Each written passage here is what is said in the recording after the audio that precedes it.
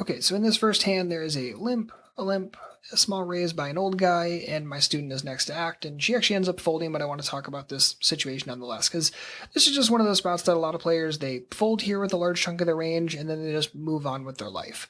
But some of these situations where we would just typically do anything, whether it's fold or typically raise or whatever it is, it's oftentimes a good thing to pause after the fact and say, okay, well, was that really best? Was there opportunity here? Blah, blah, blah.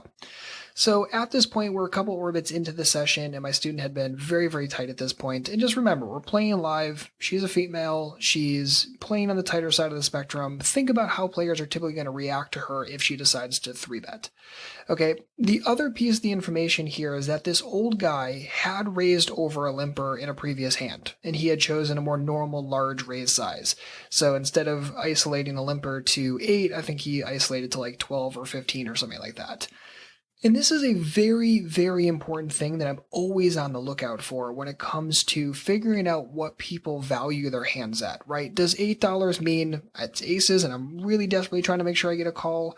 Or does $8 mean I have a hand that I sort of feel comfortable with, I want to raise, but I'm not like super in love with my hand? Be it a king-queen offsuit, an ace-jack, maybe a pocket eights, whatever it is. So this is just one of those situations where if we look at it, I think that an old guy, when he's shown that he will raise to a larger size, decides to go the smaller size, especially over multiple limpers, that the smaller size is going to be more like a speculative hand that he wants to see a flop with, he wants to build a pot with, but he's not super in love with and probably doesn't want to handle a lot of pressure. And because of that, I'd really love to see a 3-bet here. Now, if you have like the most garbage hand in the entire world, okay, sure, I can certainly understand getting out of here.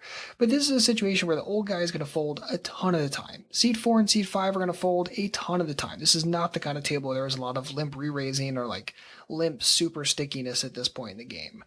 And the players behind, I'm one of those players, and it's just one of those where, like, I'm probably not going to get out of line too much. The other people certainly weren't going to get out of line too much. It's just one of, like, your normal, boring 1-2 tables. And when that's the case, you want to look for situations like this, because this is a $15 pot that you can fight for, and you can pick up a very large chunk of the time. So sure, if you have 7 deuce, okay, maybe you pass on it this time. But if you have blocker value, if you have a hand that's okay, that, maybe some suited connectory kind of thing, or suited gappery kind of thing, like 8-6 suited, I say just go for it. Fight for it. You're going to get this through a very, very large chunk of the time.